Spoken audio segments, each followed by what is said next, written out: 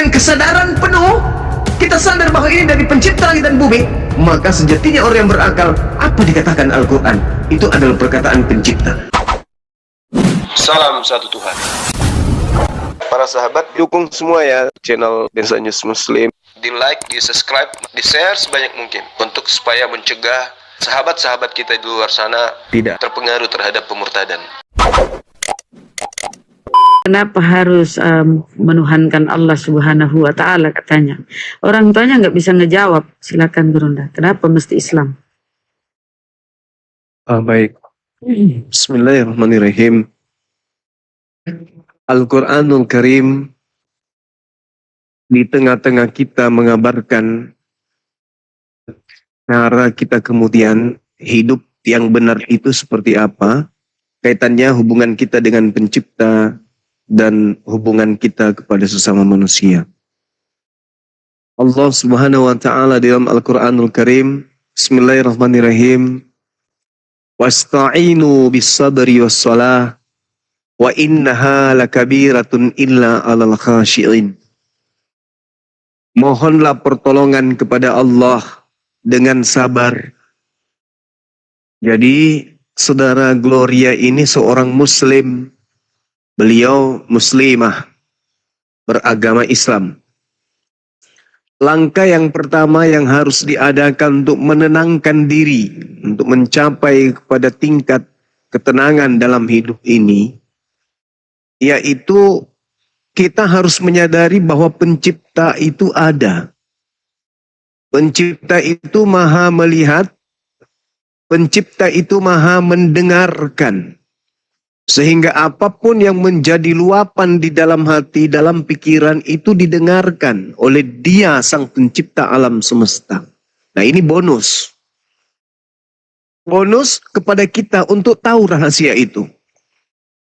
Tahu bahwa ternyata di balik semua yang kita lihat, yang kita rasakan, yang kita dengar, ada kekuatan dahsyat yang kemudian menunggu untuk memberikan bantuan sesuai dengan apa yang kita butuhkan.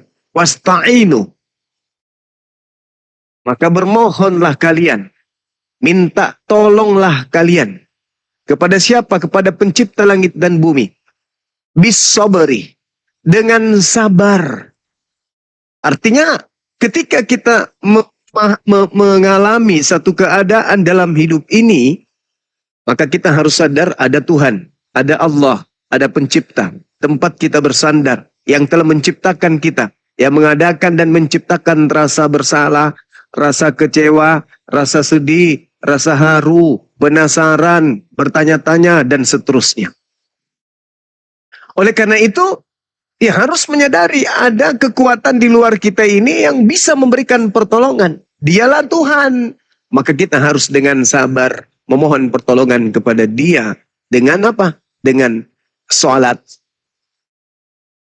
Sholat ini adalah sebagai jembatan untuk berkomunikasi dan dikabulkan permohonan kita dengan mudah oleh pencipta kita. Sholat adalah fondasi awal diterimanya amalan-amalan yang lain. Maka kita minta pertolongan kepada Allah dengan cara kita ibadah, yaitu sholat. Nah, kenapa manusia itu harus sabar? Karena sholat itu adalah sesuatu yang ringan tetapi berat. Makanya dikatakan dalam Al-Quran, wa innaha lakabirah. Sholat itu, kata Allah, sabar dan sholat itu, kata Allah, adalah sesuatu pekerjaan yang menurut pandangan manusia itu adalah ringan, tetapi pada praktiknya itu sangat berat. Itu Al-Quran yang mengatakan itu. Wa innaha lakabirah. Sholat itu berat. Sungguh-sungguh berat. Bagi orang yang hatinya jauh dari Allah. Yang mana orang tersebut hidupnya hanya sesuai dengan apa yang diindra oleh dirinya. Jadi sholat itu berat. Illa alal khashi'in. Kecuali bagi orang-orang yang khusyuk. Kenapa kita menganggap sholat itu biasa? Kenapa kita menganggap sholat itu berat? Kenapa kita acap kali meninggalkan sholat? Karena kita tidak khusyuk di dalam beribadah. Kita lakukan itu hanya sekedar ya angkat tangan, habis itu baca Al-Fatihah, habis itu salam dan seterusnya. Hanya sebatas itu. Padahal sholat itu adalah bonus untuk umat Islam berbicara langsung dengan pemilik alam semesta ini.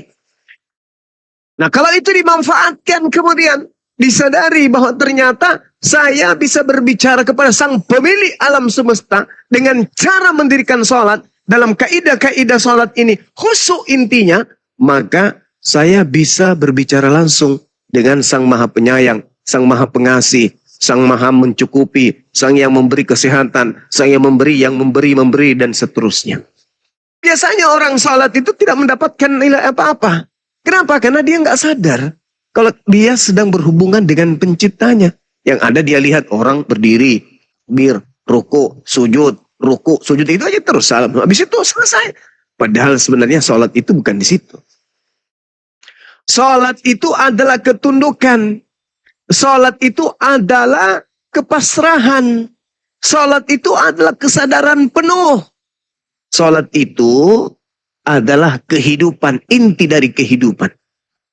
Nah, jadi kalau orang mau sholat berhubungan dengan Allah, sejak kemudian mengingat ini waktu sholat, dari sejak wudhu, orang itu sudah kemudian menyadari saya akan berhadapan, akan berkomunikasi dengan pencipta alam semesta. Kalau kita berhadapan dengan Pak Prabowo saja, kita konsentrasinya minta ampun, konsentrasinya sampai pakaiannya kita pilih, ini ketemu dengan Pak Prabowo ini pakai baju apa ya? Pakai baju apa? Oh yang ini yang bagus. Habis itu nggak bagus, ganti lagi. Bagaimana minyak rambutnya? Bagaimana dengan parfumnya? Bagaimana dengan sepatunya? Bagaimana cara duduk saya ya? Gimana nanti saya menghadap kemana ya? Gimana bahasa tubuh saya? Tangan saya bergerak seperti itu, semua diatur. Padahal hanya bertemu kepada sesama manusia. Tapi ketika berhadapan dengan Tuhannya, dianggap sepele, dianggap biasa. Ya hanya pekerjaan tubuh aja. Kenapa? Kecenderungan kita terlalu cinta kepada duniawi, sehingga menghantarkan kita dalam keadaan seperti itu. Nah, kita kalau mau khusyuk harus menyadari bahwa kita sedang berhadapan dengan pencipta langit dan bumi. Kalau berhadapan dengan orang penting aja kadang kita ketakutan, kadang kita gemetaran, kadang kita nervous. Ini berhadapan dengan pencipta langit dan bumi. Masa kita biasa-biasa saja? Maka orang yang menyadari bahwa sudah berhadapan dengan pencipta ketika dia sholat, orang itulah yang sampai kepada level khusyuk. Nah, setelah khusyuk, muncul rasa cinta, kasih sayang, rindu untuk sholat. Sedikit-sedikit mau sholat. Sedikit-sedikit mau sholat. Sehingga sholat ini bukan lagi merupakan kewajiban. Tapi sholat ini merupakan kebutuhan. Saya masih ingat seorang pendeta yang dulu pernah minta petunjuk sama aku. Bang, kalau saya mualaf gimana dong? Sedangkan sekarang ini sekali seminggu aja, itu pun saya cuma datang khutbah, malasnya minta ampun. Ini 5 kali sehari, gimana ceritanya bang? Tapi saya sudah tidak yakin dengan agamaku. Dan saya yakin Islam itu benar. Cuma masalahnya sekarang yang 5 kali sehari ini loh. Gimana caranya? Sedangkan sekali seminggu saya malas. Apalagi yang 5 kali sehari, kata beliau. Singkat cerita, setelah saya kasih nasihat sedikit, putuslah telepon waktu itu. Berbulan kemudian muncul di hadapan saya. Sudah menggunakan pakaian ala-ala jamaah tablik waktu itu. Dan dia mengatakan kepada saya ketika aku tanya, bagaimana deh dengan sholat Bapak? Apa kata beliau? Sambil bercucuran air mata. Bisakah dirubah sholat itu sehari semalam 100 rakaat, kata beliau. Coba. Bisakah sholat itu dalam sehari, jangan 5 kali, kata dia. Kalau bisa 100 kali. Loh kok bisa kayak gitu? Iya, ketika saya sujud, wajah saya menyentuh lantai. Lalu kemudian mengingat kepada pencipta. Disitulah nikmatnya ibadah sholatku. Ternyata saya ini bukan siapa-siapa. Ternyata saya ini sangat membutuhkan Tuhanku. Aku yang sangat butuh Tuhan. Nah, inilah artinya bahwa orang yang khusyuk itu, khusyuk dalam sholat adalah orang yang takut akan Allah, akan melahirkan kecintaan kepada Allah. Ketika dia duduk, Allah. Berdiri, Allah. Berjalan, Allah. Nah, ini orang-orang seperti ini rindu akan datangnya waktu sholat. Menunggu waktu sholat itu bukanlah sesuatu yang berat baginya. Tapi orang yang tidak khusyuk, hanya karena ria, hanya karena ingin dibilang, sholat itu berat. Sholat itu sangat berat.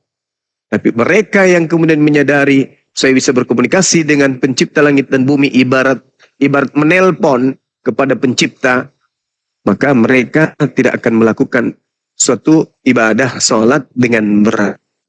Mereka akan cinta untuk menjalankan ibadah sholat itu. Nah, saya kira ini nasihat buat saya sendiri dan juga teman-teman. Mari coba kita belajar untuk mencintai ibadah sholat ini sebagai amalan yang pertama kali akan dihisap oleh Allah. Dan ketika sholat ini tertolak, maka tertolaklah semua amalan. Dan ketika sholat ini diterima, maka terimalah semua amalan.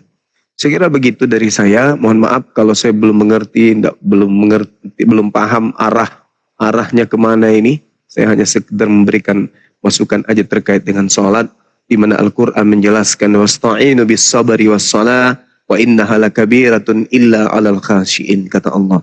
Mohonlah pertolongan kepada Allah dengan sabar dan sholat, dan sesungguhnya sholat itu sungguh berat kecuali bagi orang-orang yang khusyuk.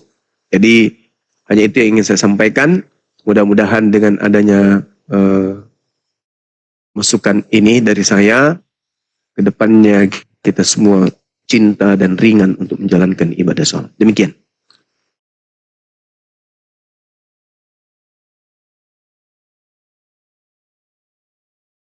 Oke, mudah-mudahan menjadi wejangan dan ilmu yang sangat bermanfaat ya, Bun. Begini Pak Juma ya, saya kan untuk menghantarkan saya pada ibadah-ibadah yang diperintahkan itu, saya kan merasa pertanyaan besar gitu di pikiran saya. Yang utama kan, yang saya harus utamakan itu tauhidnya dulu gitu kan, kebenarannya dulu gitu. Mungkin Iya. bisa khusyuk kalau memang saya benar, oh ini loh, inilah memang benar-benar Tuhan yang memerintahkan saya untuk beribadah. Mungkin bisa saya, tanpa saya dipukul bapak saya, tanpa saya diperintah ibu saya bisa dengan ikhlas menjalankan perintah Tuhan, ya kan? Boleh saya bertanya Pak Juma? Boleh?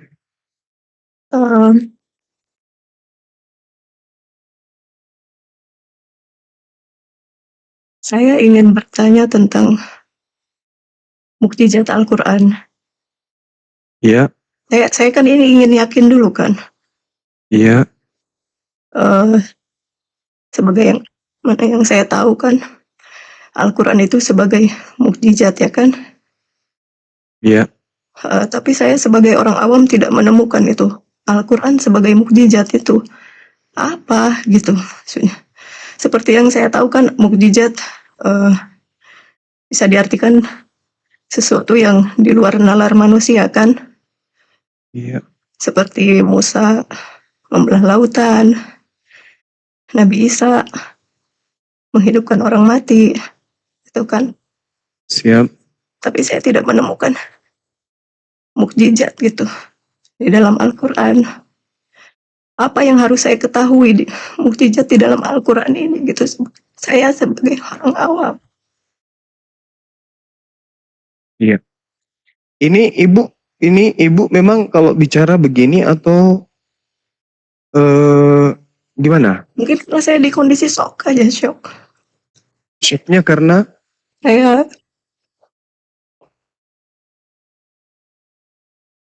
Saya dalam kebingungan aja Bang Juma. Masya Allah. Nggak tahu di mana sih sebenarnya kebenaran, keselamatan. Sedangkan di dalam keluarga saya ada yang Kristen, ada yang Islam. Saya melihat keponakan-keponakan ke gereja, di keluarga saya Muslim. Saya merasa ketika saya disuruh sholat baru pun aku jalankan sholat. Sudah aku disuruh lagi di waktu subuh kadang aku dibangunkan. Padahal aku kadang merasa aku mau berangkat sekolah, aku masih ngantuk. Subuh-subuh aku dibentak bapakku kan. Kadang ke toilet pun aku cuman ya sekedar basahi muka, dilihat bapakku aja kan. Iya. Iya. Jadi di Islam itu diajarkan kemudian bahwa dalam tataran berumah tangga itu ada ayah, ada ibu, ada anak-anak. Dalam sebuah rumah tangga tentu punya aturan. Kenapa aturan itu dibuat dalam rumah tangga? Demi untuk menghadirkan anak-anak yang baik. Anak-anak yang hidupnya selamat. Anak-anak yang tertuntun. Maka semakin banyak aturan di dalam rumah tangga, menandakan bahwa rumah tangga itu sangat memperhatikan keselamatan anggota rumah tangganya. Dengan kata lain, orang tua kita ketika makin banyak aturan kepada kita, itu bukti bahwa orang tua kita itu cinta. Itu bukti bahwa orang tua kita sayang. Semakin banyak aturan, menandakan orang tua kita itu sangat sayang kepada kita. Sebuah rumah tangga yang tidak memiliki aturan, mencerminkan rumah tangga itu tidak ada kepekaan, tidak ada kepedulian. Penciptanya adalah hakikat sempurna. Artinya kesempurnaannya itu juga terbalut adanya kasih sayang. Maka disebutlah Ar-Rahman, Ar-Rahim dalam kaidah Islam. Hakikat yang maha pengasih, maha penyayang. Kalau dalam cakupan rumah tangga, aturan dibuat untuk cerminan sebagai rasa kasih sayang orang tua kepada kita sebagai anak, maka tentu pencipta alam semesta yang maha kasih ini juga akan memberikan aturan kepada manusia sebagai cerminan pondasi atau filter yang harus kemudian kita jadikan sebagai sandaran dalam hidup ini. Maka sebuah agama yang memiliki aturan-aturan, cerminan bahwa agama itu adalah agama yang melahirkan manusia-manusia yang taat kepadanya untuk menjadi manusia yang selamat. Itu satu. Nah, sekarang kita masuk ke dalam dalil. Agama Islam, salah satu dalil dalam Al-Quranul Karim, misalnya dalam surah As-Zumar ayat 9. Dikatakan begini. Innama yatazakkaru ulul albab. Sebenarnya hanya orang yang berakal sehat yang dapat menerima pelajaran. Kecenderungan kita sebagai manusia yang pertama adalah berpikir. Kita memiliki dimensi intelektual. Kita ini adalah makhluk yang memiliki rasio, memiliki logika. Ada tingkat intelijensi yang kita punya. Suka protes, suka kemudian hal-hal yang nyaman, tidak suka terbebani, dan seterusnya. Itu sifat manusiawi itu. Nah, di samping kita memiliki kecerdasan, yang kedua kita adalah makhluk yang memiliki kehendak bebas. Bisa menjadi jahat, bisa menjadi baik, bisa menjadi ingkar, bisa menjadi taat. Dan yang ketiga, kita manusia ini adalah makhluk yang diuji oleh Allah. Kita diuji. Seperti yang Anda alami sekarang ini diuji nih. Diuji dengan kelemahan yang kita punya. Kadang kita merasa lapar, haus, ketakutan, kebingungan, was-was, cemas, dan seterusnya. Banyak hal yang kemudian datang dalam pikiran kita, dalam keadaan kita silih berganti. Maka hanya orang yang memiliki akal yang kemudian yang mendapatkan pelajaran. Sekarang ketika dalam posisi bingung, mana yang betul? Mana yang benar? Karena semua agama mengatakan mereka adalah agama benar. Semua agama mengatakan bahwa imannya adalah iman yang betul. Lalu apa dasar pijakannya? Karena tentu ada jalan. Karena Tuhan itu mutlak ada, maka Tuhan ini pasti memberikan jalan kepada kita. Maka agama yang paling benar adalah agama yang rasional. Agama yang berlandaskan bahwasanya setiap manusia mengambil sebuah keputusan itu harus berlandaskan kepada akal. Tadi kita manusia memiliki kecerdasan. Kedua, kita manusia memiliki kesempatan untuk memilih A, B, C, D, E, dan seterusnya. Yang ketiga, kita adalah manusia yang memiliki kelemahan. Diuji kita ini. Diuji oleh pencipta langit dan bumi. Entah itu dengan kelaparan, entah itu dengan kemiskinan, entah itu dengan kekayaan, dan seterusnya. Kita diuji. Sekarang bagaimana tingkat kecerdasan kita ini untuk memilih? Seperti apa kita memutuskan hidup kita dalam dunia ini? Apakah kita ingin terus-terus menjadi orang bingung? Atau menetapkan satu perkara di mana mustahil pencipta langit dan bumi itu tidak memberikan petunjuk kepada manusia. Pasti ada petunjuknya. Nah, petunjuk inilah yang disebutkan kitab suci.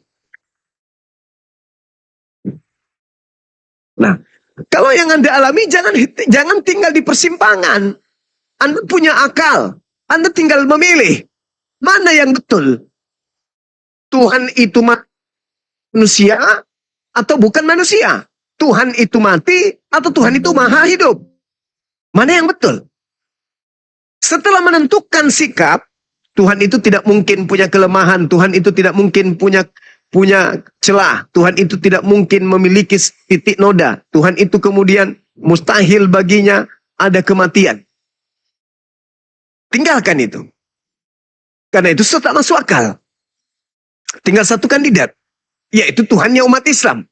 Tuhannya umat Islam maha hidup. Tidak serupa dengan manusia. Tempat bergantungnya segala sesuatu. Tidak ada yang setara dengan dia. Dan dia adalah satu-satunya pencipta langit dan bumi yang absolut. Tidak serupa dengan apapun. Nah, ini rasional bukan? Masuk akal. Maka dengan demikian, sandarkan kepercayaan kita kepada sesuatu yang masuk akal. Ini konsep Tuhan. Konsep Tuhan. Anda mengatakan tadi, berbicara mengenai tauhid. Kalau dalam Islam, konsep bertuhan itu, Tuhan itu satu. Tidak berbilang, tidak bersilsilah, tidak berbagi, tidak dibagi dua, tidak dibagi tiga, dan seterusnya. Yang kedua, Allahus Samad. Tuhan itu tempat bergantungnya segala sesuatu. Masuk akal enggak? Masuk akal. Lam yalid wa lam yulad. Pencipta langit dan bumi itu tidak beranak dan tidak diperanakan. Masuk akal enggak? Masuk akal. Dan tak ada satupun yang setara dengan dia. Masuk akal enggak? Masuk akal. Nah, setelah itu diputuskan, Pak, ini yang betul ini. Itu kalau Anda menyandarkan iman Anda kepada akal. Ini yang betul ini yang masuk akal. Maka tugas kita sekarang adalah mempersaksikan tiada Tuhan selain Allah dan Nabi Muhammad adalah utusan Allah. Kalau kita betul-betul mengisi kesaksian ini dengan tidak berdusta, bukan saksi palsu, maka lakukan apa yang diperintahkan oleh Allah yang satu-satunya ini. Tuhan yang satu-satunya tersebut. Apa yang diperintahkan oleh utusannya, yaitu Nabi Muhammad. Lakukan. Tunduk berserah diri terhadap perintah. Jadi sekarang bukan permasalahan Anda dalam keadaan bingung, enggak. Sekarang Anda mau gunakan akal atau tidak? Kalau setiap segala sesuatunya itu, kok bisa kayak gini, itu tidak akan sampai kepada penghabisannya. Kan selalu bingung sampai kematian itu datang. Tetapi ketika menggunakan akal, bahwa sebuah agama harus rasional, maka Anda akan memilih agama yang rasional itu, lalu berpasrah mengikuti aturan main di dalamnya, maka selesai. Anda sudah berada pada jalan yang betul. Anda sudah berada pada jalan yang benar. Sekarang permasalahannya adalah kesempurnaan apa yang Anda mau.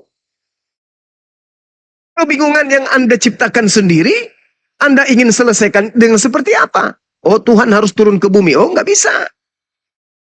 Tuhan harus menampakkan diri. Oh, nggak boleh. Itu bukan Tuhan, itu jatuhnya ke makhluk. Maka yang ada sekarang ini adalah tetapkan perkara konsep Tuhan yang Anda anggap betul. Tuhan itu makhluk, bisa jadi manusia, bisa jadi pohon, atau Tuhan itu tidak serupa dengan apapun. Tapi Tuhan adalah berdiri sendiri di dalam hakikatnya sebagai Khalik, sang pencipta. Dan berbeda ruang dengan ciptaan. Itu dulu. Kalau itu sudah dipilih, bicara mengenai tauhid, baru bisa masuk. Tapi kalau masih bisa menentukan mana Tuhan, mana makhluk, itu susah. Bagi kami umat Islam, susah untuk menetapkan perkara bahwa Anda harus begini, Anda harus begini, ketika hal itu saja Anda masih bingung. Saya kira begitu dari saya. Silakan yang lain, mungkin ada tambahan. Terkait mukjizat itu belum dijawab. Ya, mukjizat. Nah, berbicara mengenai Al-Quranul Karim. Kenapa Al-Quran itu disebut mukjizat? Karena Al-Quran ini memiliki kemudian hal yang dibutuhkan oleh manusia. Apa itu? Ilmu pengetahuan. Al-Quran datang 1400 tahun silam. Di situ tidak ada alat untuk mengetahui kemudian hal-hal yang akan terjadi. Hal-hal yang akan menjadi temuan. Hal-hal yang akan menjadi cakupan keilmuan. Tapi 1400 tahun silam itu sudah ditemukan dan diuraikan oleh Al-Quranul Karim. Seorang Nabi Muhammad, ummi, tidak tahu baca tulis, boro-boro untuk mengetahui tentang alam semesta, tentang embrio dan seterusnya. Boro-boro untuk membaca saja beliau tidak bisa. Tapi kenapa kitab suci yang dibawa oleh beliau sampai detik ini tak ada disiplin ilmu apapun yang bisa menandingi isinya? Kalau itu bukan sebuah mukjizat. Sehebat-hebatnya seorang pakar, seorang penemu, seorang profesor, ilmu yang dia sajikan kemudian, itu pasti ada perubahan-perubahan di dalam catatan-catatan dia. Tapi Al-Quran tidak ada perubahan sama sekali. Dan apa yang tertuang di dalamnya, manusia tidak sanggup untuk menandingi isinya. Bahkan jangankan menandingi, sekedar untuk merubahnya manusia tak sanggup. Inilah bukti bahwa Al-Quran ini adalah wahyu dari langit. Al-Quran ini adalah perkataan pencipta langit dan bumi. Kenapa? Pencipta langit dan bumi itu maha tahu. Sehingga tidak perlu kalimat-kalimatnya itu dirubah oleh manusia. Karena segala sesuatunya sudah diketahui oleh yang maha tahu. Maka apa yang kemudian dituangkan dalam kalimatnya, dalam Al-Quranul Karim, itu sudah meliputi semua ilmu pengetahuan. Itu dia. Maka mukjizat Al-Quran salah satunya adanya al-ijazul balaghah. Kemukjizatan dari segi keindahan sastra dan balaghah. Kemudian al-ijazul tashri. Mukjizat dari segi hukum-hukum. Bagaimana kemudian Islam mengatur hukum-hukum. Bagaimana kemudian Islam menetapkan hukum-hukum tersebut. Bagaimana hukum itu bisa diterapkan seadil-adilnya. Sempurna-sempurnanya. Dan dengan komprehensif yang begitu sangat memukau. Kemudian mukjizat Al-Quran juga al-ijazul ilmi. Kemukjizatan dari segi ilmu pengetahuan. Ilmu pengetahuannya yang ada di dalamnya benar, sesuai dengan perkembangan zaman, dan Al-Quran juga bisa menjawab semua masalah kontemporer. Inilah mukjizat-mukjizat, sebagian mukjizat yang ada dalam Al-Quranul Karim. Sedangkan kitab lain, itu tidak bisa. Menjawab tantangan kitab lain itu nggak bisa. Memberikan pengetahuan yang benar pun tak bisa. Sesuai dengan perkembangan zaman pun tak mampu. Tapi kalau Al-Quran, maka Al-Quran mencakupi itu semua. Ada lagi, misalnya Al-Ijazul Adadi, yaitu kemukjizatan dari segi matematis, statistik. Bagaimana angka, nilai, dan seterusnya bisa diatur kemudian oleh alat yang ada dalam diri manusia berupa akal. Itu sudah diuraikan dalam Al-Quranul Karim. Itu mujizat-mujizatnya. Nah, yang saya tidak habis pikir, kalau yang Anda maksud mujizat di sini seperti bola lautan, membuat orang lumpuh berjalan, orang botak seketika tumbuh rumput di kepala, wah itu saya lepas tangan kalau gitu. Karena Al-Quran mujizatnya itu adalah ilmu pengetahuan, bukan yang seperti itu. Demikian dari saya, makasih. Oke, baik. Tadi Mas, Iya. Jadi yang saya tangkap seperti ini, apakah setiap apa yang disampaikan di dalam Al-Quran bisa dikatakan mukjizat karena apa yang disampaikan berkesesuaian dengan ilmu pengetahuan? Ya, tidaklah mungkin 1400 tahun silam Nabi Muhammad seorang diri buta huruf mampu mengurai apa yang kemudian ditemukan oleh pakar dengan alat canggih hari ini. Itu mujizat. Itu mujizat. Itu satu kemustahilan bisa dilakukan oleh manusia biasa. Tentu itu adalah mujizat. Itu mujizat. Bukti kebenaran Al-Quran. Maka kebenaran Al-Quran itu hanya bisa dibaca oleh orang-orang yang berakal. Ini kalau bukan firman dari pencipta langit dan bumi, mustahil seorang Nabi Muhammad, sesempurna apapun pengetahuannya, bisa menguraikan semua apa yang terjabar di dalam Al-Quran. Mustahil. Kalau bukan dari pencipta alam semesta. Nah, dengan kesadaran penuh, kita sadar bahwa ini dari pencipta langit dan bumi, maka sejatinya orang yang berakal, apa dikatakan Al-Quran? Itu adalah perkataan pencipta. Kalau kita diperintahkan puasa, yuk kita puasa. Kalau dia perintahkan sholat, yuk kita sholat. Kenapa? Karena itu bukan ucapan manusia. Itu adalah perintah dari yang menciptakan alam semesta ini. Maka sejatinya, sebagai ciptaan, kudu wajib kita tunduk kepada apa yang diperintahkan oleh dia yang telah menciptakan kita.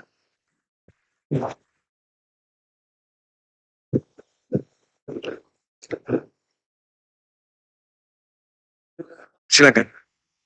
Boleh saya tambahin sedikit? Silakan. Silakan. Ya, jadi sebelum kita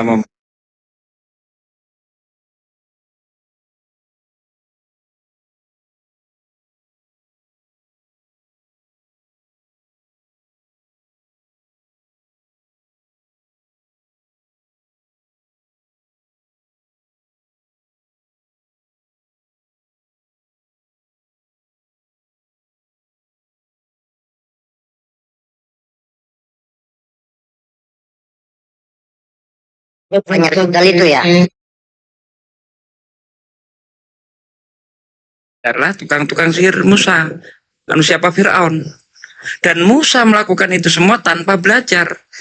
Musa nggak pernah belajar sihir, tapi mampu ya merubah tongkatnya jadi ular, mampu menjadikan tongkatnya untuk membelah lautan tanpa proses belajar. Nah, apakah mujizatnya Nabi Musa dan Isa sama? Tidak.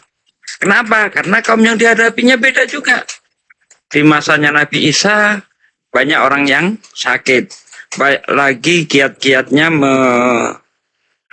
mempelajari ilmu tabiban, sehingga untuk mengalahkan itu semua, ini di desa ya kayak gini, untuk mengalahkan itu semua maka mukjizatnya Nabi Isa harus seperti itu, bisa menyembuhkan orang buta, bisa menghidupkan orang mati dan sebagainya. Nah, mukjizatnya Nabi Muhammad ini sepanjang zaman.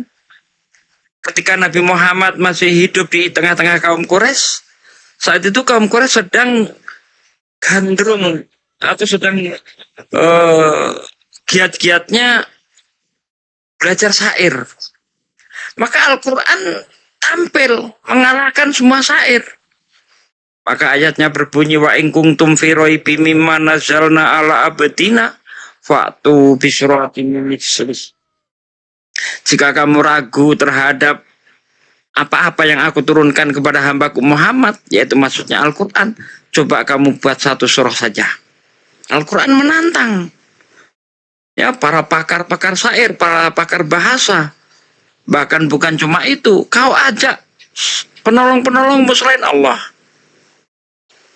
Kau boleh ngajak jin, boleh ngajak malaikat, boleh mengajak seluruh pakar bahasa yang ada di dunia ini untuk membuat satu surah saja. Nah, ini untuk mengalahkan para penggila syair itu. Dan alhamdulillah sudah 1400 tahun belum ada satu orang pun, profesor bahasa manapun yang bisa membuat satu surah saja semacam Al-Quran. Padahal di dalam Al-Quran itu ada surah terpendek itu. Ya, hanya 3 ayat saja.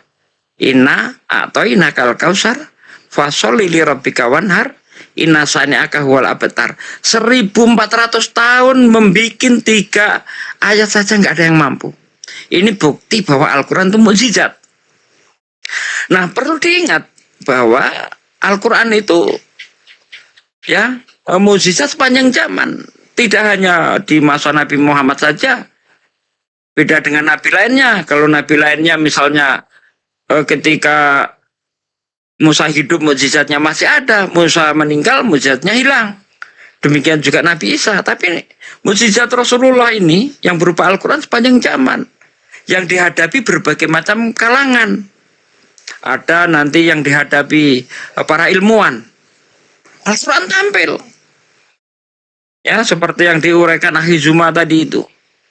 Ya, ketika menghadapi para ilmuwan, berapa banyak ilmuwan-ilmuwan yang terkalahkan oleh Al-Quran. Ketika orang masih berpandangan bahwa bulan itu memiliki sinar sendiri, Al-Quran 1400 tahun yang lalu tampil di dalam surah Yunus ayat 5. Allah yang menciptakan matahari sebagai pelita dan bulan adalah cahayanya. Dari kata nuron, artinya cahaya yang dipantulkan. 1400 tahun. Al-Quran sudah tahu bahwa bulan itu tidak memiliki sinar sendiri, tapi memantulkan cahaya matahari. Allah juga tahu, karena dia sang pencipta, bahwa benda-benda langit itu selain berotasi dan berevolusi.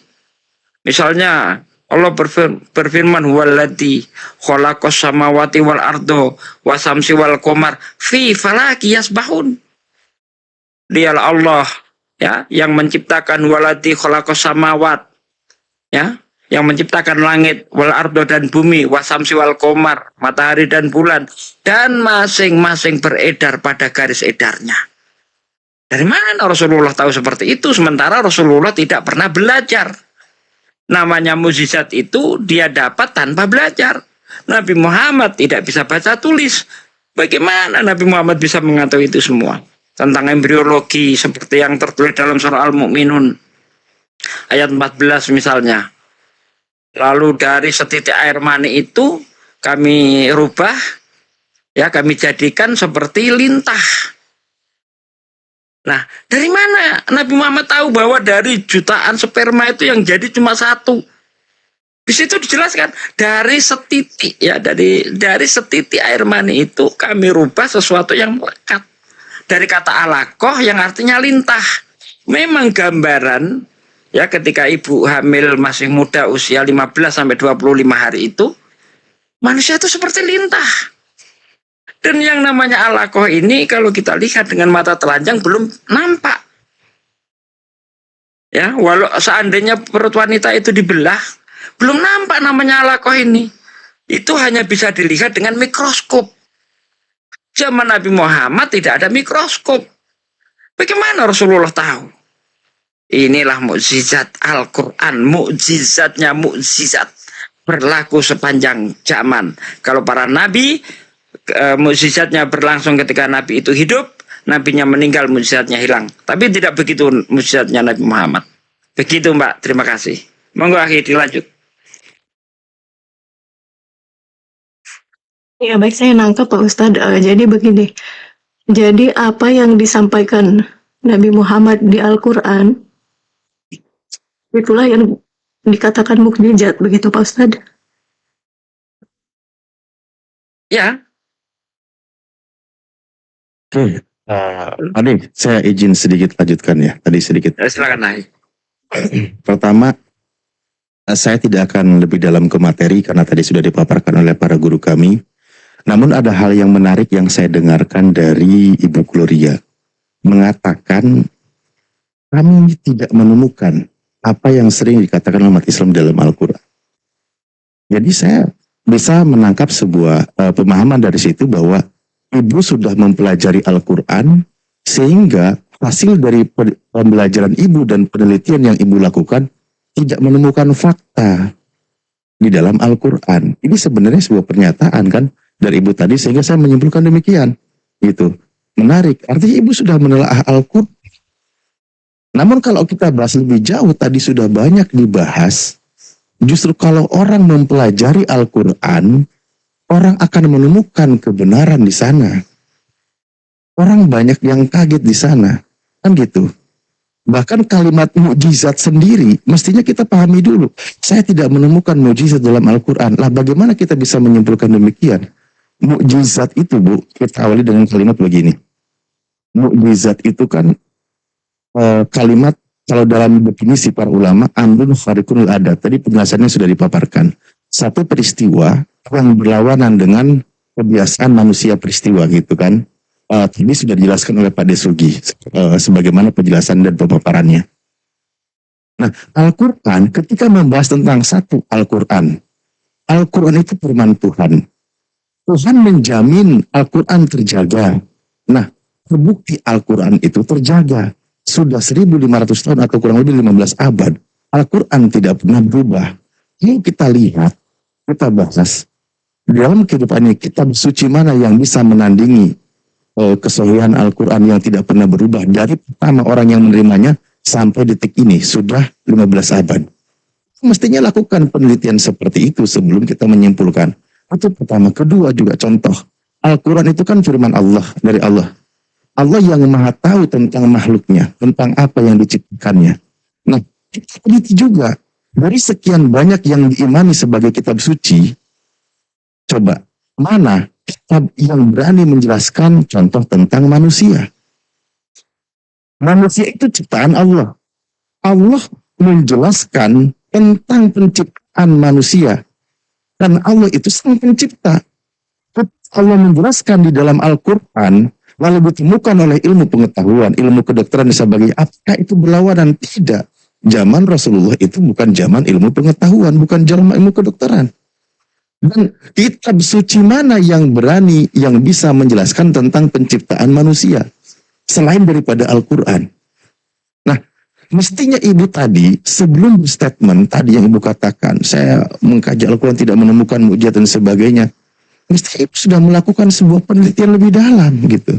Tapi saya tidak akan ini lebih jauh ke ibu ya. Saya hanya tadi tergelitik saya mendengar pernyataan ibu tadi gitu. Jadi kita tidak bisa atau ibu jangan sampai berkata seperti itu agak sedikit berbahaya karena bisa dipertanyakan. Karena banyak orang justru menemukan kebenaran Islam berdasarkan wahyu Allah yaitu Al-Quran sehingga mereka menjadi seorang mukmin, seorang muslim, mereka mu'alaf gitu ibu.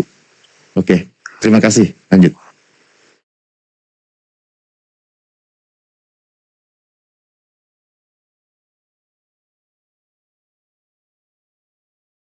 Masih menyaksikan Al-Quran?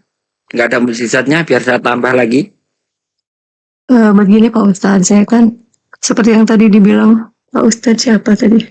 Pak Ustadz Alif, saya mengkaji justru karena saya tidak pernah mengkaji sama sekali. Saya membaca Al-Quran, hanya membaca tapi tidak pernah tahu apa isinya, tidak pernah mengkaji.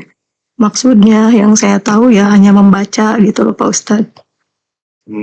Saya hanya Nah, kebingungan. karena Anda hanya sekedar membaca, tetapi tidak mentadaburinya. Nah iya, mungkin itu Nah, gitu. Tidak ya, mungkin gitu, Pak mentadabur. Ustadz. Ya, Saya cuma hanya kebingungan aja kenapa ya ya. Al-Quran bisa dikatakan sebagai mukjizat. Gloria, ayat apa yang Gloria baca di Al-Quran? Coba, biar saya lihat. Dulu waktu kecil saya pernah sampai selesai Pak Ustadz. Apanya yang selesai Al-Quran? Iya, tapi saya memang tidak pernah tahu maknanya apa. Isi dari Yang mana? suratnya Iya, itu yang ditanya. banyak. Pak surat Satu aja. Satu. Saya nggak tahu apa nama suratnya, tapi saya kalau baca saya tahu. tanya sampai selesai Gloria. Tapi suratnya nggak tahu. Tapi saya membaca dari teks gitu. Surat Abata ada nggak surat Abata yang dibaca? Jangan, Pak. Udah, nggak perlu ke sana. Jadi gini Kak, contoh ya, Al-Quran mengatakan di dalam laut, ya di dalam dasar laut itu ada api. Ya, Nabi Muhammad itu tinggal jangankan dekat bibir pantai, jangankan dekat laut, bibir pantai pun jauh. Karena Nabi Muhammad itu tinggal di padang gurun. Sementara ditemukan pada waktu Perang Dunia Kedua ya, itu ditemukan ada api di dalam laut yang dalamnya 1.800 meter. Kira-kira Nabi Muhammad nyelam sedalam itu kah? 1.400 tahun yang lalu? Adakah alat penyelam di abad itu? Saya nanya sama Kak Gloria nih. Kira-kira Nabi Muhammad nyelam sedalam itu mampukah? Mungkin tidak ya Pak Ustadz. Mungkin tidak. Dapat dari mana Nabi Muhammad? Maksudnya gimana Pak Ustadz? Dapat dari mana Rasulullah informasi itu?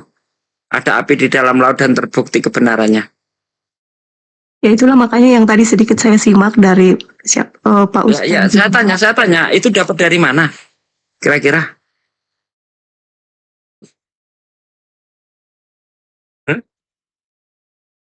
Enggak, jadi gini. Nabi Muhammad ngarang? Saya kan memang tadi seperti yang saya tanya, jawab aja. Nabi Muhammad itu sekedar ngarang atau memang ada yang memberi petunjuk? Memberi Mbak, petunjuk. jawab. Saya yakin ada yang memberi petunjuk. Nah, Kalau siapa memang yang tidak bisa. memberi petunjuk? Allah. Kan gitu, karena dia sang pencipta itu. Seperti contoh tadi yang saya katakan mengenai embriologi itu. Siapa yang mengatakan itu? Sementara misalnya Nabi Muhammad baca kitab sebelumnya misalnya. Kitabnya Kristen. Apakah mungkin? Tidak. Kenapa?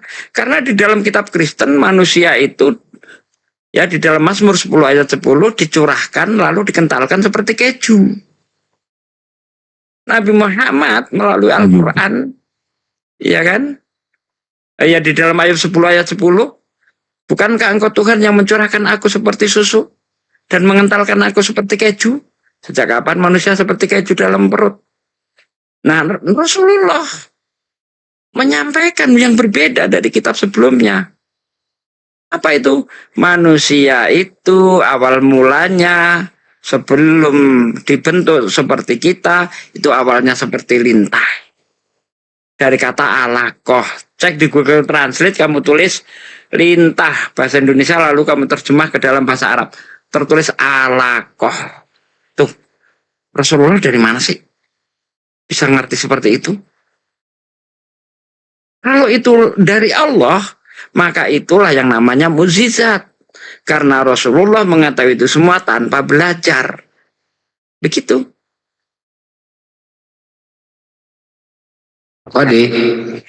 Fabi ayyi ala rabbikum tukadziban. Nikmat Tuhan mana lagi yang mau kamu ingkari setelah kita buktikan kebenaran-kebenaran Al-Quran yang tidak bisa dibantah oleh siapapun. Fabi ayyi ala rabbikum tukadziban. Silakan Kak Gloria. Bang Andi, silakan Bang Andi. Oke Pak De, giliran saya ini. Mau pengen ngobrol bentar sama Pak Gloria. Mbak Gloria percaya Al-Quran nggak? Percaya? Anda Muslim? Muslimah? Muslim? Saya bisa mendengarkan syahadatnya? Syahadat? Iya. Saya baca syahadat. Iya, saya pengen dengar aja. Oh, Bang Andi, saya alhamdulillah saya Muslim. Tapi Hanya cuma karena saya sedang kebingungan aja gitu. ya coba dengerin aja dulu syahadatnya gitu doang. Oke, baik. Bismillahirrahmanirrahim. Asyhadu an la ilaha illallah wa asyhadu anna Muhammadar Rasulullah. Ya, mantap bacaannya. Muslimah dia teman-teman di bawah, jangan curigai orang lah kan gitu. Saya bisa ngaji kok, Pak. Terus apa yang Anda ragukan? Ya mungkin karena saya tidak begitu banyak belajar tentang Islam. Saya hanya diwarisi orang tua agama Muslim secara tradisional turun-temurun gitu kan. Jadi ya saya hanya sekedar menjalani aja gitu, Pak. Oh gini loh Mbak. Sebagai Muslim. Saya menjadi muslimah itu, menjadi muslim tidak dituntut untuk mengetahui semuanya kalau tidak sanggup untuk menampung dalam diri kita.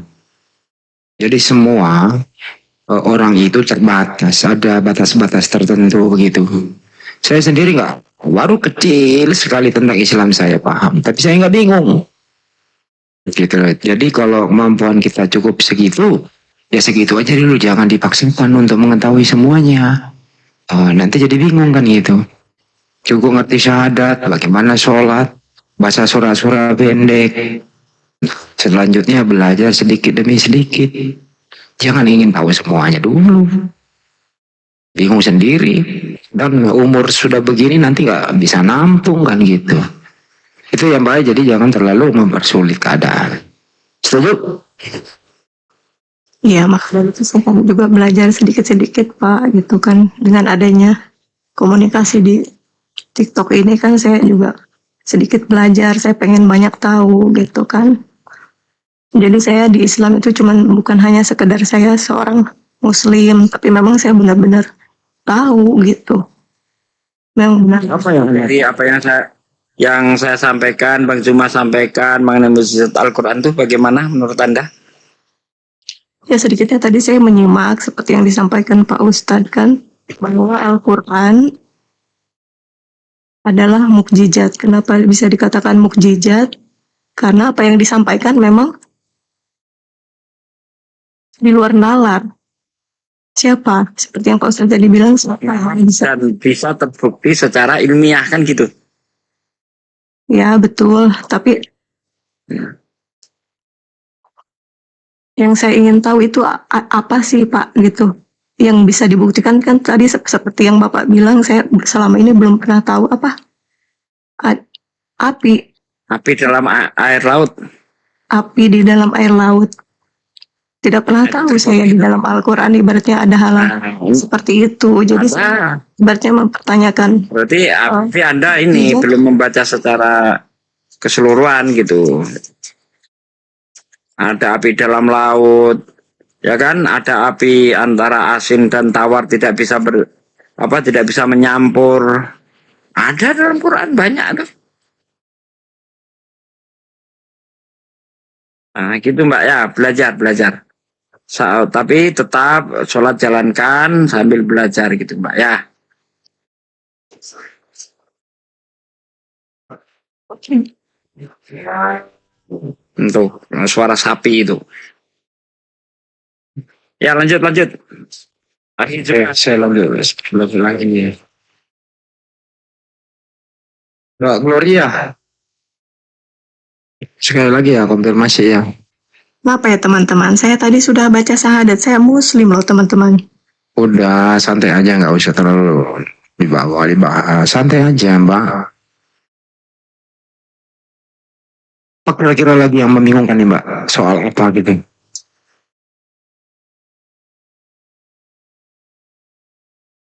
Ya itu aja sih Pak.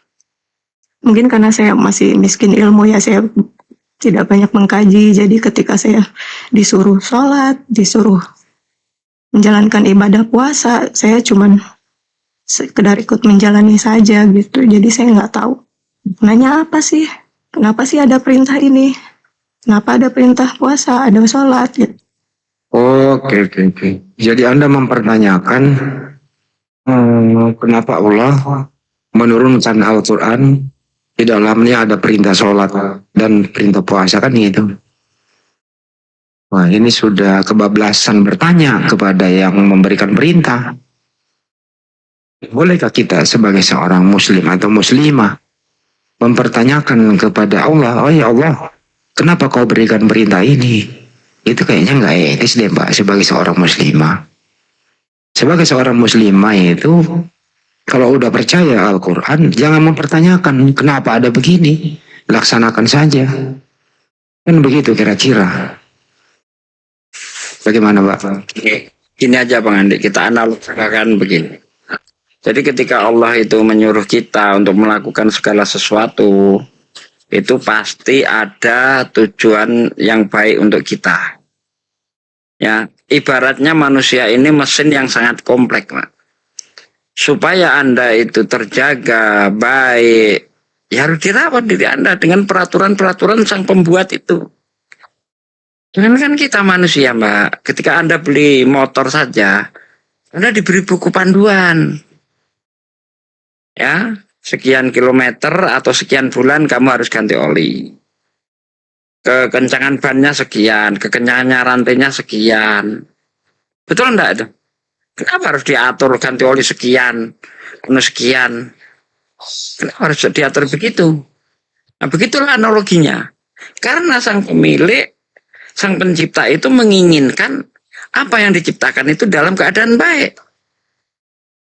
Anda disuruh sholat supaya Anda baik. Ya, inna sholata tanha anil fasa wal mungkar. Sholat itu mencegah perbuatan keji dan mungkar. Sholat itu mendatangkan ketenangan. Sholat itu mendatangkan kedamaian. Begitu, Mbak. Ya, jangankan kepada Allah, Anda di rumah tangga Anda saja, Anda harus ada aturan. Itulah bukti bahwa Allah itu mencintai makhluknya. Mencintai itu diberi aturan atau dibiarkan sih, Mbak? Contoh nih, Anda punya anak, Anda sangat cinta dengan anak Anda. Anak Anda bebaskan atau Anda beri aturan? Saya tanya.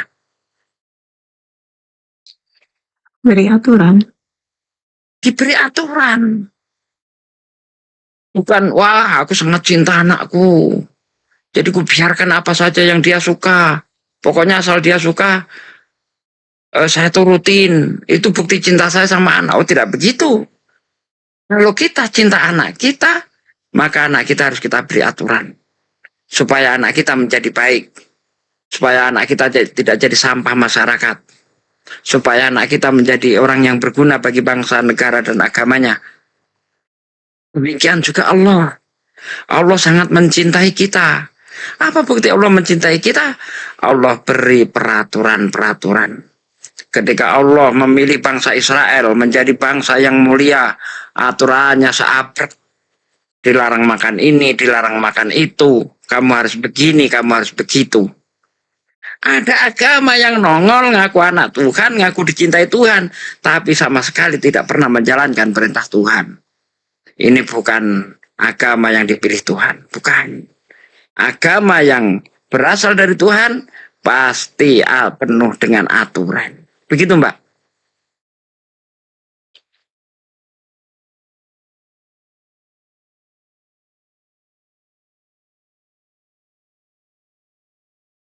Nggak perlu dites-tes kawan. Orang dalam keadaan bingung begini nggak perlu kita cobai. Biarkan saja. Iya, Kita teman-teman. tahu apa yang kita lakukan. Tidak pernah merasakan yang namanya gejolak batin. Iya, Mbak. Nggak usah Suatu hal diberi. ya, Udah saya nasihati. yang kita sendiri aja Saya kadang nasihati yang di bawah. Ya udah saya nasihati yang di bawah nggak perlu dites-tes. Kalau dia sudah berani mengucapkan kalimat syahadat, maka hilangkan prasangka. Ya, kalau dia sudah mengucapkan 2 kalimat syahadat, dia adalah saudara kita. Sudah. Ya. Saya terusin lagi ya Pak De ya. Saya terusin lagi tanya jawabnya ya Pak De. Ya, silakan, Bang Andi. Enggak, Gloria, apa yang meragukan Anda? Kalau Anda seorang muslim, apa yang Anda ragukan sekarang? kadang pertanyaan-pertanyaan yang mungkin banyak diketahui orang Islam yang tidak saya ketahui apa. Seperti kadang saya merasa saya pernah dahulu mempertanyakan sama orang bapak ya, gimana Allah itu gitu kan, udah nggak bisa dipikirkan, itu inang dibilangnya kan Allah itu Persingkat Pak, apa? Allah itu ada gitu, tapi saya maksudnya ya ada itu seperti apa itu. Oh, Anda ragu Allah itu ada dan Anda ingin tahu seperti apa Allah itu gitu. Begitu maksudnya? Saya juga bingung ya, apa yang ada di benak saya ini. Apa itu Mbak?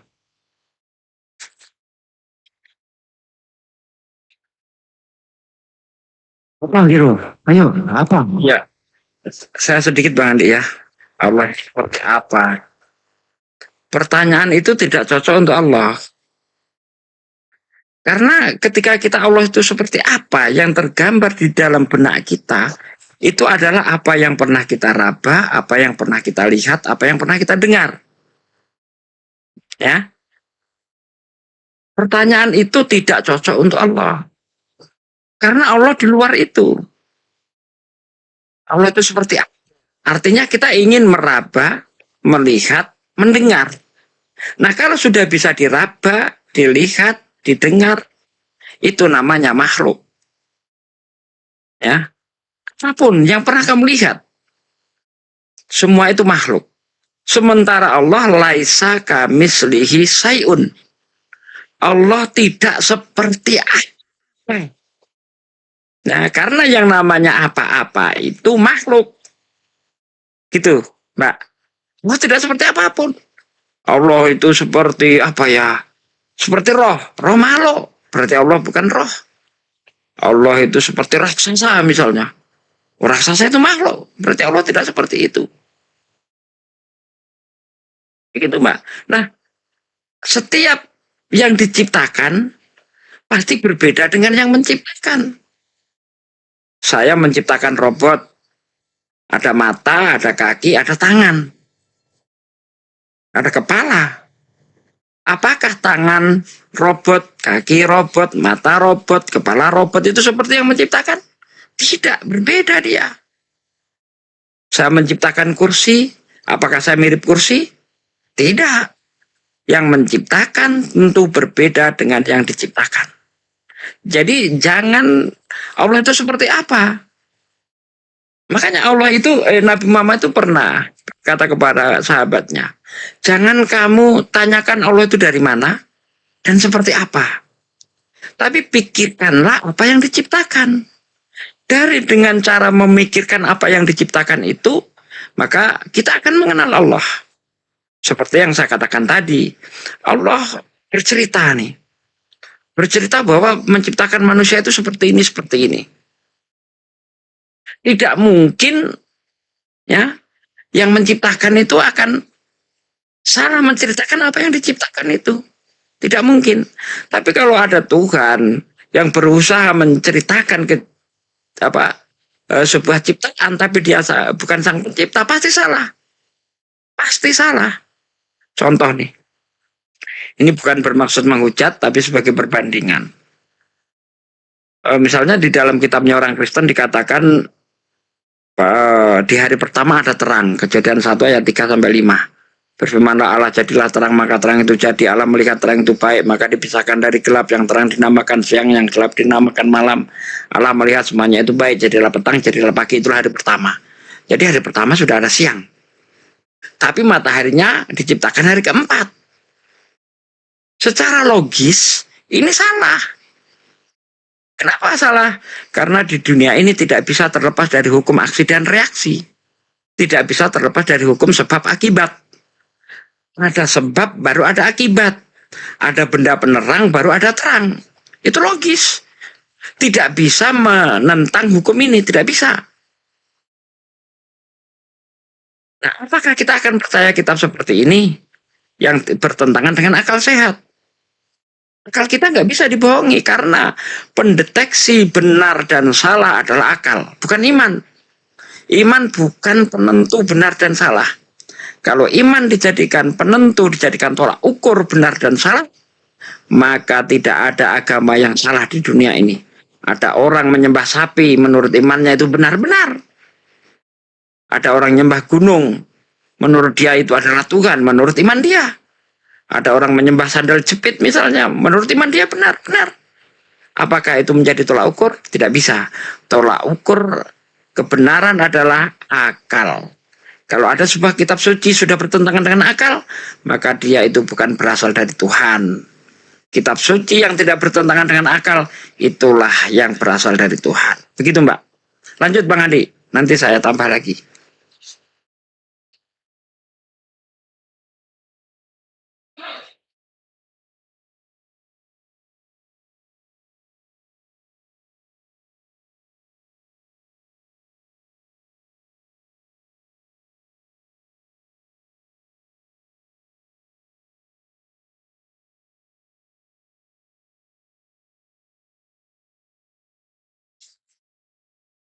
Kok pada diem semua?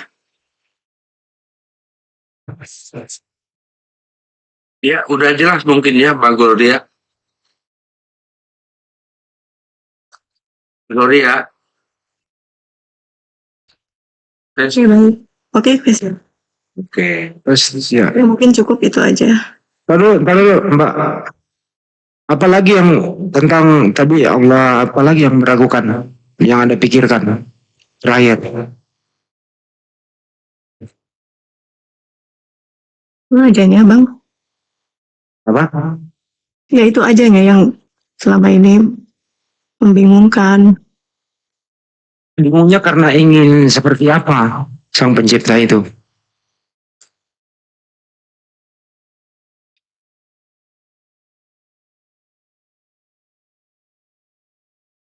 Pak, Anda bingung, maunya Anda itu supaya nggak bingung, maunya Allah itu mau seperti apa? Ya, nggak mau seperti apa-apa. Aku cuman bingung aja ya. Mau ingin turun ke bumi menampakkan diri baru tidak bingung begitu? Tidak, seperti yang tadi disampaikan Pak Ustadz, kan Tuhan tidak mungkin sama kan penciptaan makhluknya. Oh, jadi Anda sudah dijelaskan artinya nggak bingung lagi bahwa Allah itu laisa kamitslihi syai'un gitu ya. Tidak serupa dengan apapun, ya nggak usah terlalu banyak dipikirin bagaimana bentuknya dan seterusnya. Setuju?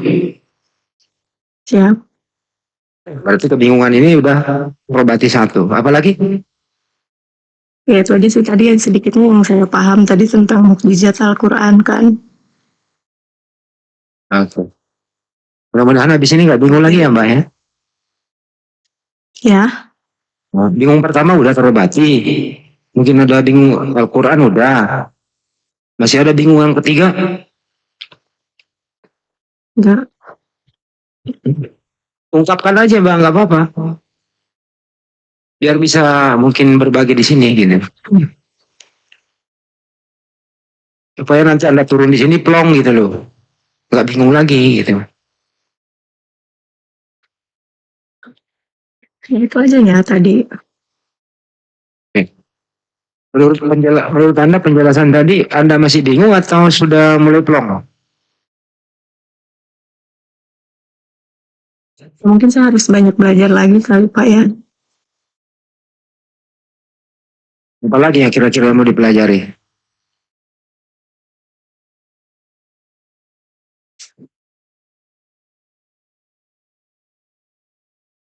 Tentang apa lagi Mbak yang mau dipelajari?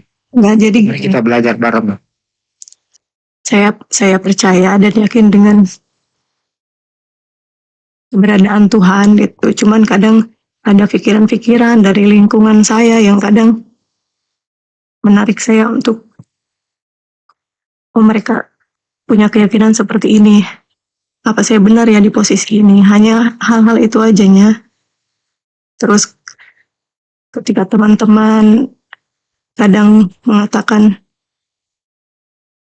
di agamamu Al-Quran sebagai mukjizat apa? Al-Quran kok mukjizat? Itu aja sih yang kadang membuat aku menjadi mempertanyakan gitu. Oke. Ya gitu. Jadi di benak aku itu menjadi tanda tanya gitu. Oh, apa ini Al-Quran? Oke. Apa bisa Terpantau dengan jelas. Artinya Anda bergaul, terus Anda ditanya, terus kemudian memberikan statement tentang Islam. Anda ragu karena nggak bisa menjawab, betul? seperti itu.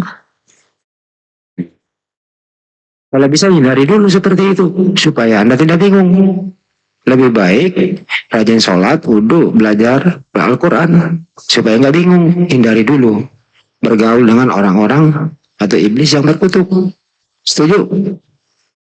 Ya, itu kadang Pak yang menjadi kendalanya malah menjadi pertanyaan kepada diri saya sendiri gitu. Apa itu pertanyaan ke diri sendiri yang membuat Anda bingung? Seperti apa? Tadi seperti kayak mukjizat Al-Quran gitu kan. Tapi setidaknya tadi saya sedikit paham setelah disampaikan Bapak Ustadz. Oke. Insya Al-Quran udah jelas. Udah cukup atau masih ada unek-unek Ya, Jadi gini loh teman-teman ya. sedikit Bang Ade, sedikit Mbak Gloria ya. Ya, mangga. Jadi Nabi itu pernah berpesan, agama seseorang itu tergantung dari pergaulannya. Ya, kalau Anda bergaul dengan orang Kristen ya lama-lama murtad. Kalau Anda bergaul dengan orang-orang soleh, insya Allah ya amal ibadah Anda semakin bagus. Anda bergaul dengan pencuri, lama-lama ikut nyuri, Pak. Anda bergaul dengan penjual ikan asin, Anda ikut bawa ikan asin. Anda bergaul dengan penjual minyak wangi, Anda akan merasakan harumnya. Nah, jadi pergaulan itu perlu dikontrol. Dengan siapa saya harus bergaul. Kecuali iman sudah kuat. Ketika Anda bergaul dengan preman, Anda menjadi jalan hidayah. Tapi kalau ilmu belum ada, ya kan, masih kurang, maka bergaullah dengan orang-orang yang soleh.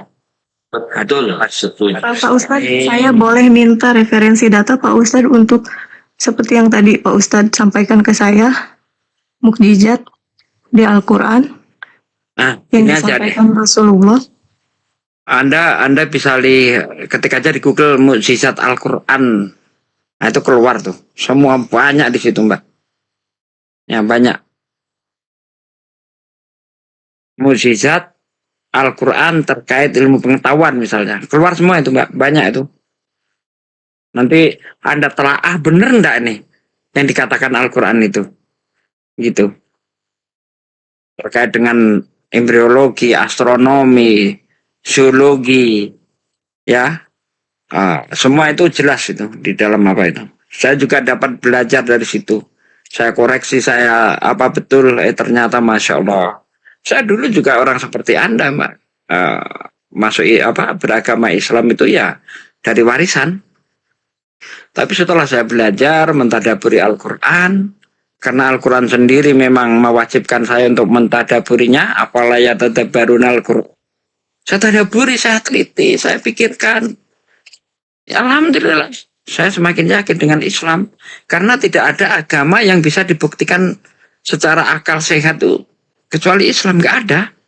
Agama apa coba? Seperti yang saya contohkan tadi di Kristen, bisa enggak? Kitab mereka kita buktikan secara akal sehat, nggak bisa. Al-Quran, subhanallah.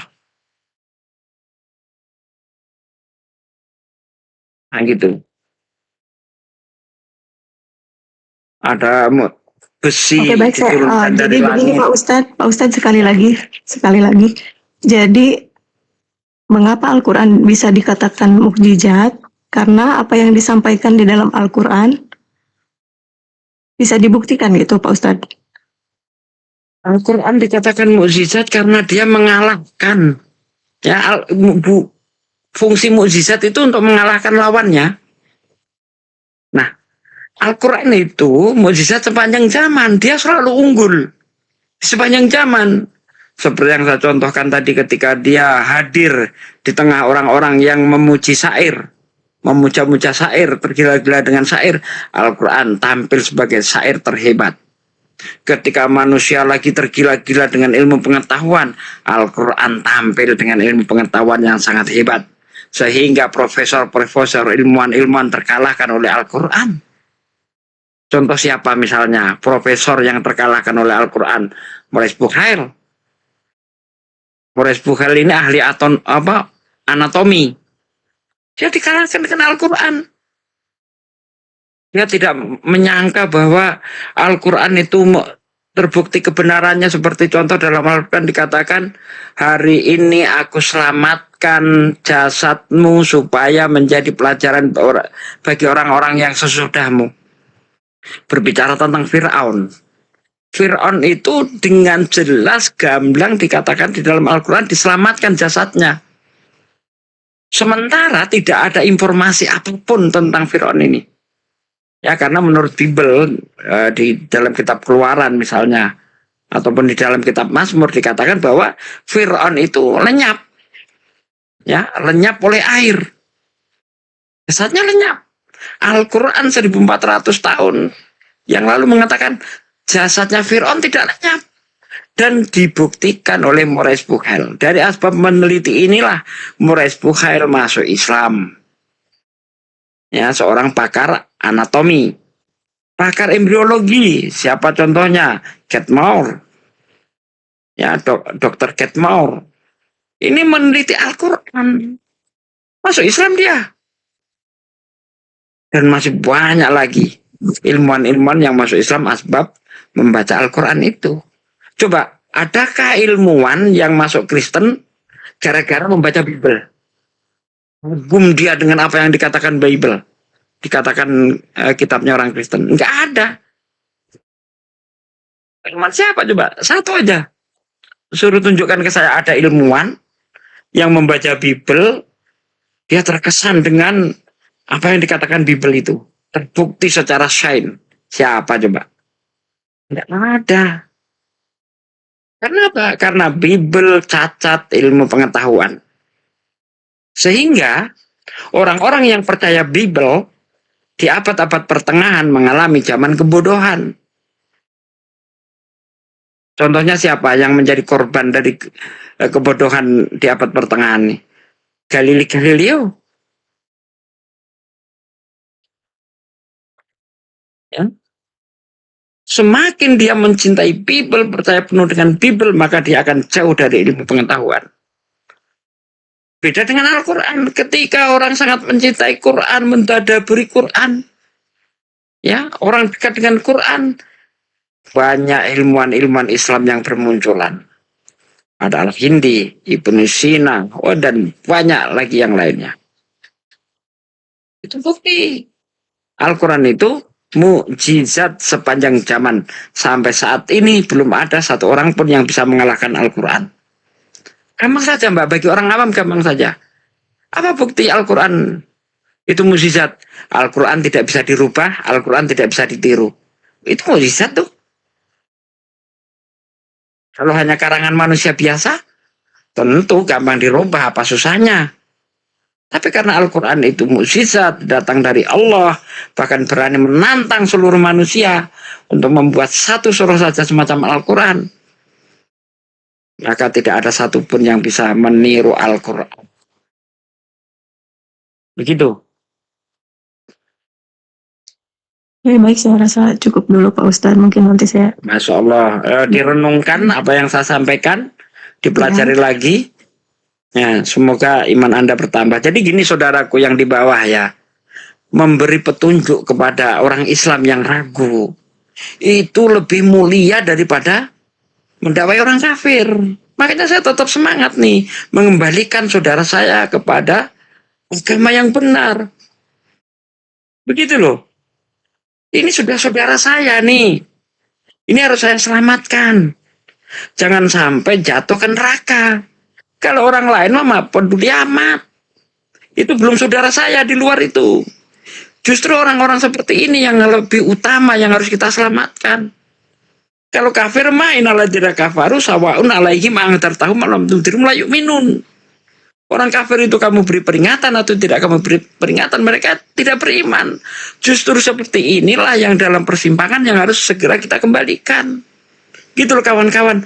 Jadi kawan-kawan yang di bawah jangan ngajari yang di atas. Kita tahu apa yang kita lakukan. Ini harus seperti apa kita tahu ya. Apakah ini perlu kita turunkan atau tidak kita tahu kok ya. Oke, itu. Ya, Masya Allah, syukran. Jazakallah. Ilmunya sangat bermanfaat pada segi. Ya, gitu Mbak Gloria. Kalau bergaul dengan kafir, maka kita akan menjadi kafir. Kalau bergaul dengan tukang minyak, maka kita akan wangi. Gimana caranya? Pengen wangi? Bergaul dengan saya. Oke, makasih banyak ya Bunda Gloria. Semoga istiqomah ya. Terus berdalam Islamnya ya. Ya, terima kasih banyak semuanya. Mungkin di bawah ya, silakan diturunkan. Saya nggak tahu caranya turun gimana. Oke, makasih banyak Mbak Gloria. Assalamualaikum warahmatullahi wabarakatuh. Waalaikumsalam. Ya, ini ada kucing. Ada apa kucing? Ada punya unek-unek apa kucing? Kucing. Kucing. Oh ya. Tadi minta naik nih. Naikin gua. Enggak kalau kucing. Nggak ada. Tadi mau ikutan minum itu gak jadi. Oh ya udah. Ya. Assalamualaikum warahmatullahi wabarakatuh. Waalaikumsalam warahmatullahi wabarakatuh. Assalamualaikum warahmatullahi wabarakatuh.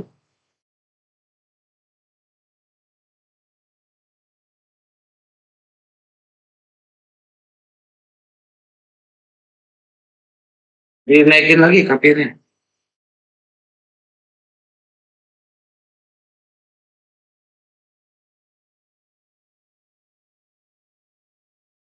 Kita husnuzon aja teman-teman ya. Jangan sujud. Waalaikumsalam warahmatullahi wabarakatuh.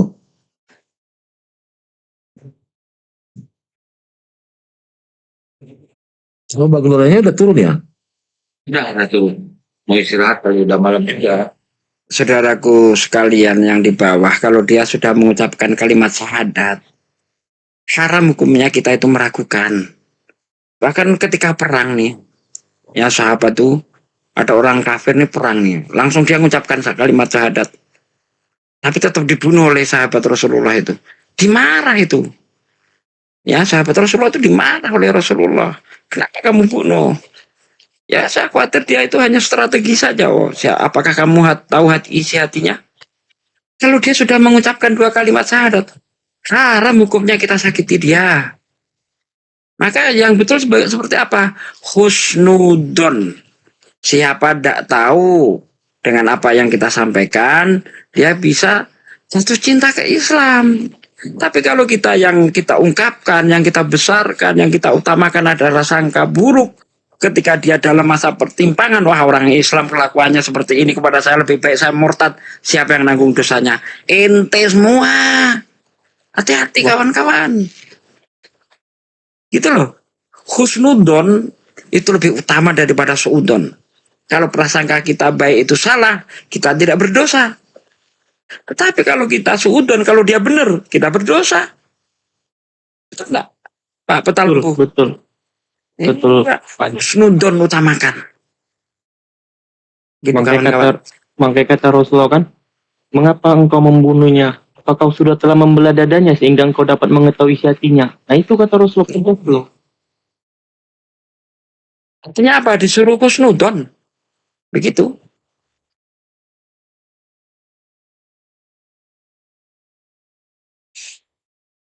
Husnudon itu tidak pernah rugi kita. Kalau sangka baik kita salah, kita tidak berdosa. Kalau sangka baik kita betul, kita dapat pahala. Tapi kalau suudon, ya kan, kalau dia betul kita berdosa, kalau dia salah kita tidak dapat pahala. Gitu loh. Ya, husnudon saja kawan-kawan. Bijak menyikapi segala sesuatunya. Begitu kawan.